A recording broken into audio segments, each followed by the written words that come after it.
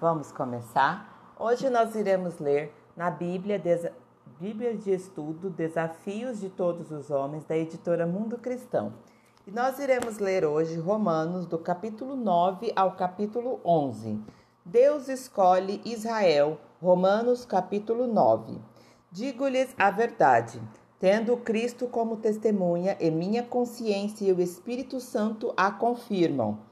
Meu coração está cheio de amarga tristeza e angústia sem fim por meu povo, meus irmãos judeus. Eu estava disposto a ser amaldiçoado para sempre, separado de Cristo, se isso pudesse salvá-los.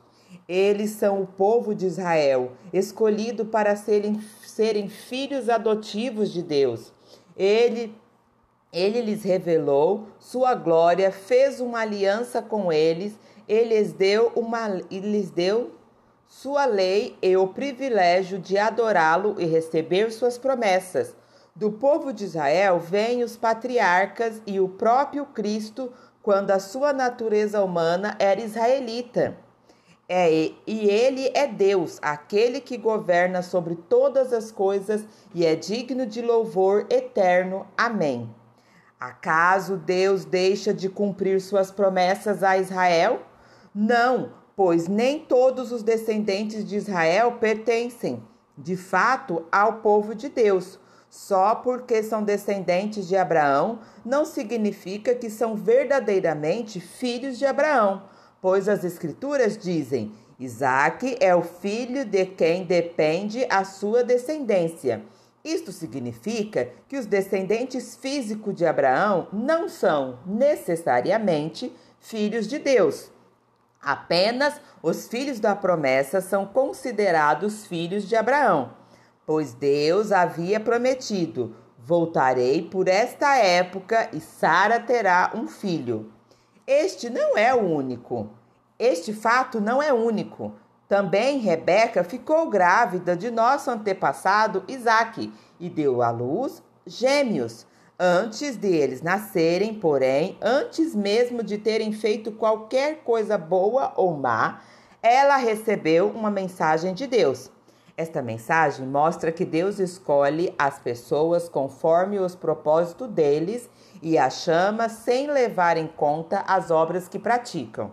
Foi dito a Rebeca: seu filho mais velho servirá a seu filho mais novo. Nas palavras das Escrituras, amei Jacó, mas rejeitei Esaú. Estamos dizendo, então, que Deus foi injusto? Claro que não, pois Deus disse a Moisés: terei misericórdia de quem eu quiser e mostrarei compaixão a quem eu quiser. Portanto, a misericórdia depende apenas de Deus e não de nosso desejo nem de nossos esforços. Porque as Escrituras afirmam que Deus disse ao faraó: eu o colocarei em posição de autoridade com o propósito de mostrar em você meu poder e propagar meu nome por toda a terra. Como podem ver, ele escolhe ter misericórdia de alguns e endurecer o coração de outros. Mas algum de vocês dirá: então por que Deus os culpa? Não está apenas cumprindo a vontade dele? Ora, quem é você, mero ser humano, para discutir com Deus? Acaso o objeto criado pode dizer àquele que o criou: por que você me fez assim? O oleiro não tem o direito de usar o mesmo barro para fazer um vaso para uso especial e outro para uso comum? Da mesma forma, Deus tem o direito de mostrar sua ira e seu poder, suportando com muita paciência aqueles que são objetos de sua ira, preparados para a destruição. Ele age deste modo para que as riquezas de sua glória brilhem com esplendor ainda maior sobre aquele dos quais ele tem misericórdia, aqueles que ele preparou previamente para a glória. E nós estamos entre os que ele chamou, tanto dentre os judeus como dentre os gentios. A este respeito, Deus diz na profecia de Oséias: Chamarei meu povo aquele que não era meu povo, e amarei aqueles que antes eu não amava. E também, no lugar onde lhes foi dito, vocês não são meu povo, eles serão chamados filhos do Deus vivo. E a respeito de Israel, o profeta Isaías clamou: embora o povo de Israel seja numeroso como a areia do mar, apenas um remanescente será salvo, pois o Senhor executará sua sentença sobre a terra de modo rápido e decisivo.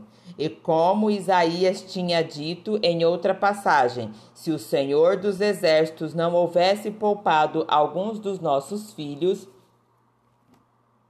teríamos sido exterminados como Sodoma e destruídos como Gomorra. A crueldade de Israel. O que significa tudo isso? Embora os gentios não buscassem seguir as normas de Deus, foram declarados justos, e isso aconteceu pela fé. Já o povo de Israel, que se esforçou tanto para cumprir a lei a fim de se tornar justo, nunca teve sucesso. Por que não? Porque tentaram se tornar justo por meio de suas obras e não pela fé.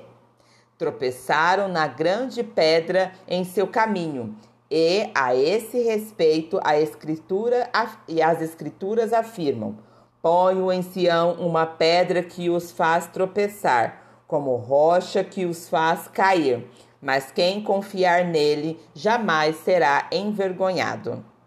Romanos capítulo 10. Irmãos, o desejo de meu coração e minha oração a Deus é que o povo de Israel seja salvo. Sei da dedicação deles por Deus, mas é entusiasmo sem entendimento, pois não entendendo a maneira como Deus declara as pessoas justas diante dele, apega-se ao seu próprio modo de se tornar justo, tentando seguir a lei, e recusam a maneira de Deus. Pois Cristo é o propósito para o qual a lei foi dada. Como resultado, todo o que nele crê é declarado justo. A salvação é para todos. Moisés escreve que o modo pelo qual a lei torna alguém justo exige obediência a todos os seus mandamentos, mas o modo pelo qual a fé torna alguém justo diz: não diga em seu coração: quem subirá ao céu para trazer Cristo para a terra? E não diga: quem descerá ao lugar dos mortos para trazer Cristo de volta à vida? A verdade diz: a mensagem está bem perto, está em seus lábios e em seu coração. E esta mensagem é a mesma que anunciamos a respeito da fé. Se você declarar com sua boca que Jesus é Senhor e crer em seu coração que Deus o ressuscitou dos mortos, será salvo, pois é crendo de coração que você é declarado justo, e é declarando com a boca que você é salvo. Como dizem as Escrituras, quem confiar nele jamais será envergonhado. Neste sentido, não há diferença entre judeus e gentios, uma vez que ambos têm o mesmo Senhor, que abençoa generosamente todos que o invocam, pois todo aquele que invocar o nome do Senhor será salvo. Mas como poderão invocá-lo se não creem nele? E como crerão nele se jamais tiveram ouvido a seu respeito? E como ouvirão ao seu respeito se ninguém lhes falar? E como alguém falará se não for enviado? Por isto as Escrituras dizem: como são belos os pés dos mensageiros que trazem boas novas. Nem todos, porém, aceitam as boas novas, pois o profeta Isaías disse: Senhor, quem creu em nossa mensagem? Portanto, a fé vem por ouvir, isto é, por ouvir as boas novas a respeito de Cristo. Mas eu pergunto, o povo de Israel ouviu de fato a mensagem? Sim, eles ouviram. Sua mensagem chegou a toda a terra e suas palavras alcançaram os confins do mundo. Volto a perguntar, Será que o povo de Israel entendeu? Sim, eles entenderam, pois já no tempo de Moisés, Deus disse: provocarei seus ciúmes por meio de um povo que nem sequer é nação. Provocarei sua ira por meio de gentios insensatos. E mais tarde, Isaías se pronunciou com ousadia.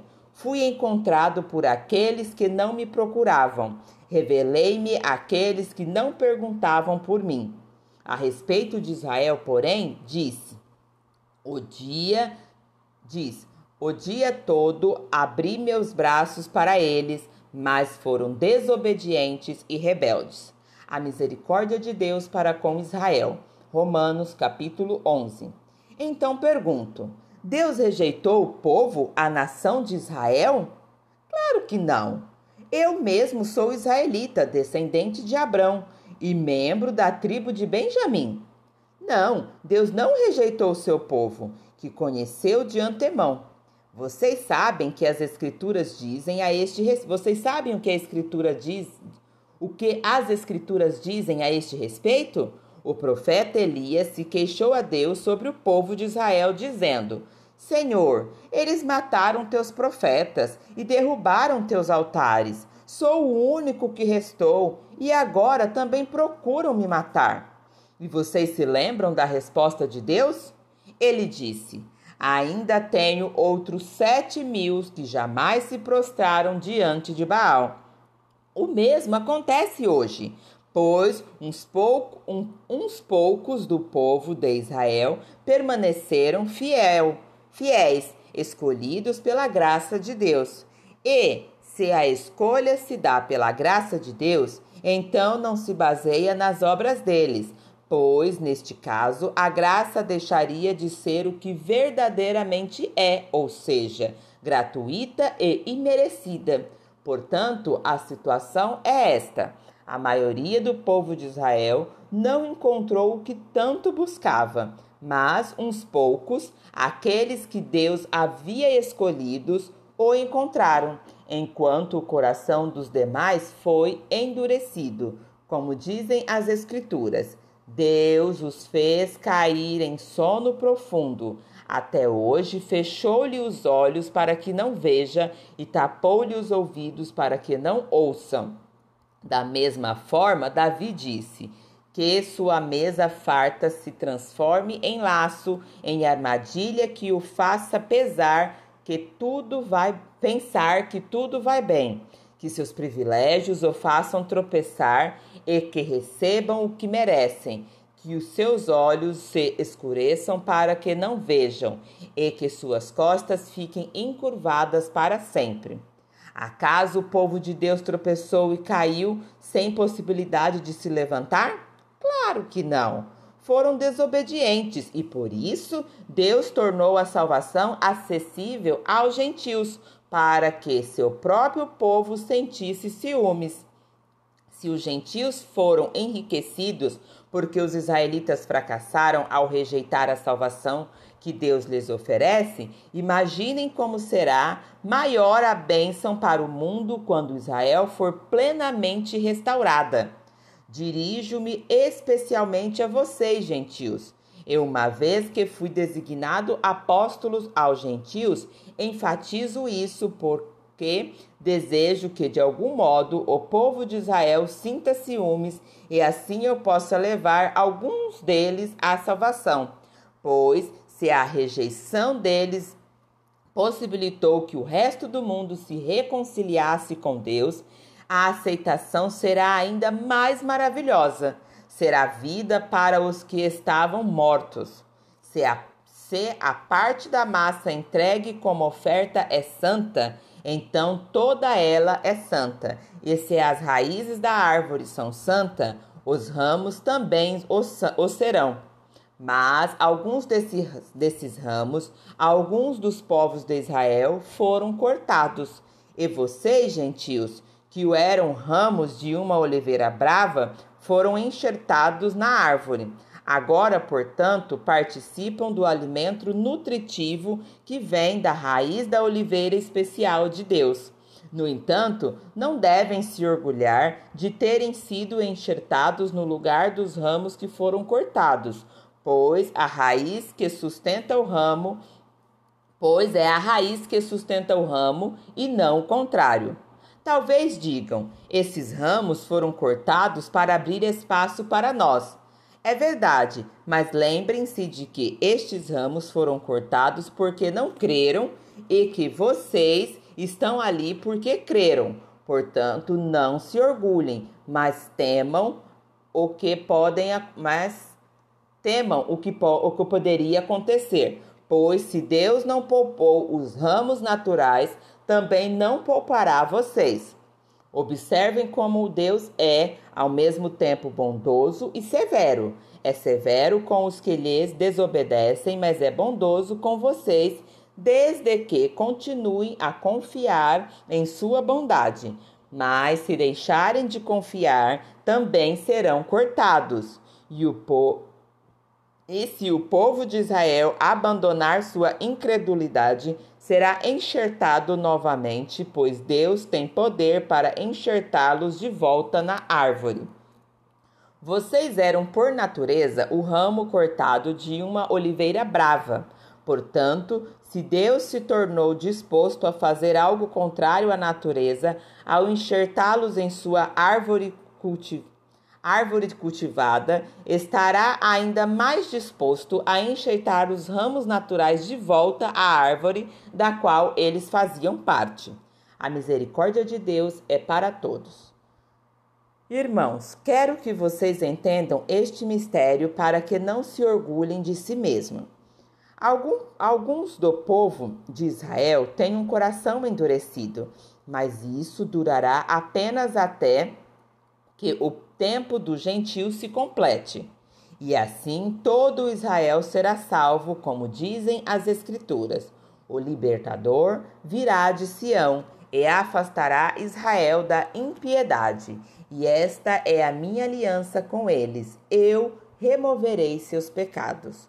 Muitos do povo de Israel agora são inimigos das boas novas, e isso beneficia vocês, gentios. No entanto, porque ele escolheu seus patriarcas, eles ainda são o povo que Deus ama, pois as bênçãos de Deus e os seus chamados jamais podem ser anulados.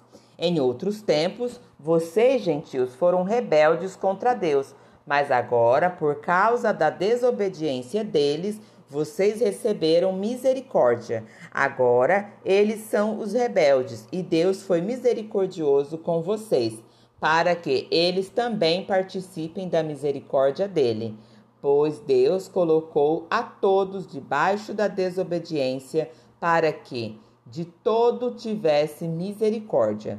Como são grandes as riquezas, a sabedoria e o conhecimento de Deus. É impossível entendermos suas decisões e seus caminhos. Pois quem conhece os pensamentos do Senhor? Quem sabe o suficiente para aconselhá-lo? Quem lhe deu primeiro alguma coisa para que ele precisasse depois retribuir? Pois todas as coisas vêm dele, existem por meio dele e são para ele. A ele seja toda a glória para sempre. Amém. Amém? Continuaremos a leitura no próximo vídeo.